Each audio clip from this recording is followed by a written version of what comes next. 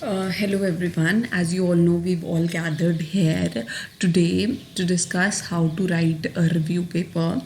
But before starting to tell you how to write a review paper, I would tell you why, what and how of a review paper. So review paper ही क्यों लिखना चाह रहे हैं हम review paper सिर्फ इसलिए लिखना चाह रहे हैं because being beginners in the field of research, हमें जब हमारे पास डेटा नहीं है या हमने अभी कुछ नहीं करा, कोई क्वेश्चनर नहीं है, तो हम we are in a fix कि हम क्या करें to begin with. So to begin with आपको एक रिव्यू पेपर जो है that is what you can do. उससे क्या होगा, वाई अ रिव्यू पेपर, उससे सिंपली ये होगा कि आपको एक पब्लिशेबल रिसर्च पेपर मिल जाएगा. ठीक है, review paper gets published in a good quality journal because that gives you a background for future studies. So अच्छे जर्नल्स रिव्यू पेपर छापते हैं. और रिव्यू पेपर के लिए कोई डेटा कलेक्शन नहीं करनी है, कोई आपको क्वेश्चनर नहीं बनाना है. Simply what you have to do is आपको 20 to 25 पेपर्स डाउनलोड करने हैं on a particular topic, the topic that is close to your heart, या जो टॉपिक आपको लगता है कि आजकल इज़ ट्रेंडिंग, और the topic which you think is publishable. उस पर 20-25 आर्टिकल्स डाउनलोड करने हैं and what you have to do is उनको रिव्यू करना है.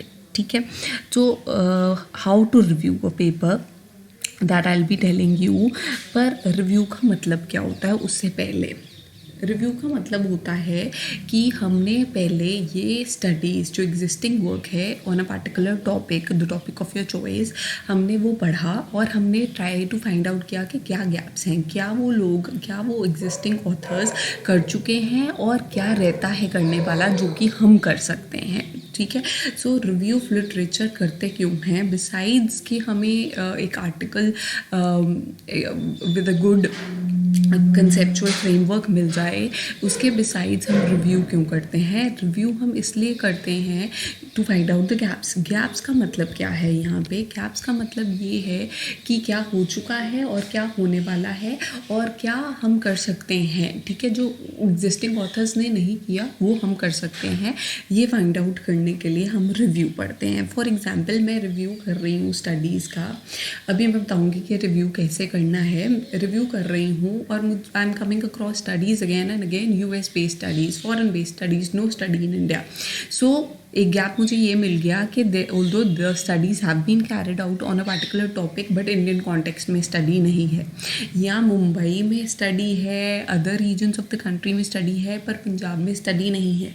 तो मैं क्या करूँगी, मैं पंजाब की स्टडी कर सकती हूँ. मुझे ये गैप आइडेंटिफाई हो गया. ये कैसे पता चला, फ्रॉम रिव्यू ऑफ लिटरेचर.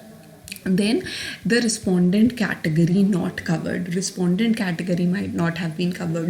जैसे एक जनरल स्टडी हुई है, ठीक है, उसमें ना आपने विमेन का पर्सपेक्टिव अलग से स्टडी किया हुआ है. फॉर एग्जांपल, मेरी स्टडी थी on stock market participation of women. Stock market in general and the investors behaviour in general to the stock market वो स्टडीड अर्लियर, बट किसी ने उसको जेंडर पर्सपेक्टिव से नहीं पढ़ने की कोशिश करी थी, तो I took up that topic. Gender perspective से हर कोई जानता है कि विमेन का interest is less in stock market, but nobody tried to probe into the reason, क्योंकि किसी ने जेंडर स्पेसिफिक स्टडी नहीं करी थी. थ्योरेटिकल कंसेप्चुअल फ्रेमवर्क्स थे जो कहते थे हाँ जी विमेन की कम पार्टिसिपेशन है, but nobody tried to find out the reasons. So I took up that topic. So इसी तरह आप भी स्टडीज़ कर सकते हो जो कि जनरल हैं, बट उसमें आप अपना जो है perspective, say the perspective of women, say the perspective of a particular age group, older group की perspective क्या है, younger age group का perspective क्या है, स्टडी कर सकते हो.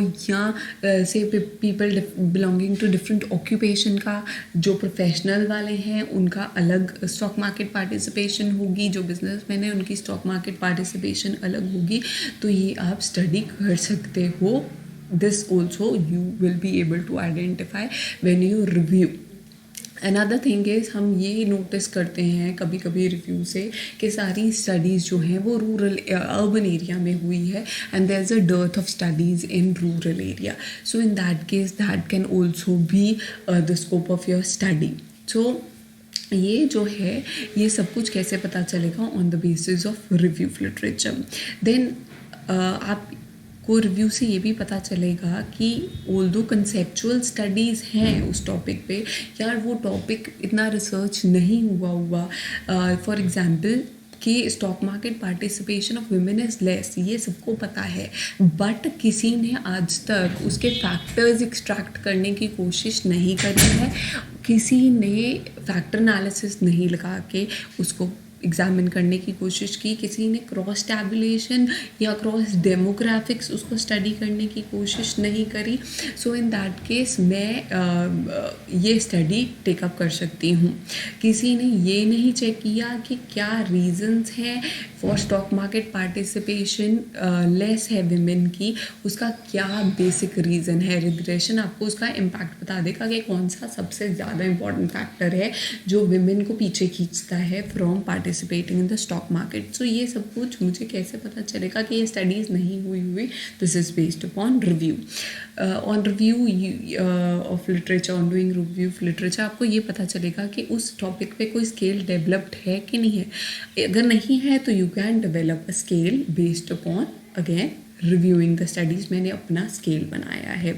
सो रिव्यू ऑफ लिटरेचर का ये फ़ायदा होगा कि आपको एक टॉपिक के साथ इनसिंक हो जाओगे. आपको पता लग जाएगा कि एक टॉपिक का बेसिक डिमांड क्या है, क्या उस टॉपिक पे हो गया है, क्या नहीं हुआ है, और जो नहीं हुआ है that can be your objectives of the study. So simply review आपको बता देगा कि मैं क्या करना चाहती हूँ, और मैं क्या करना चाहती हूँ are the objectives of my study in short.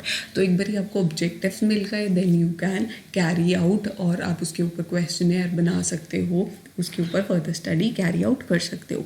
तो रिव्यू इसलिए क्योंकि वो आपको एक टॉपिक के साथ इंट्रोड्यूस करा देता है. अनदर थिंग इज़ कि रिव्यू ऑफ लिटरेचर, अब हमने कर लिया रिव्यू होता क्या है, रिव्यू जो है क्यों करना चाहिए, so that to get in sync with the topic.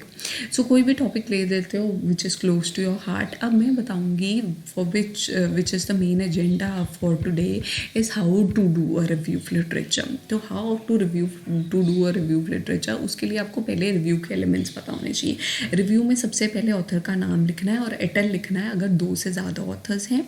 उसके बाद आपने ऑब्जेक्टिव्स ऑफ द स्टडी लिखनी है. उसके बाद आपने देना है कि सैम्पल कितना था और कहाँ से लिया, और नेक्स्ट आपने लिखना है कि आपने एनालिटिकल टेक्निक्स क्या लगाई for the purpose of analysis, और आपके रिजल्ट.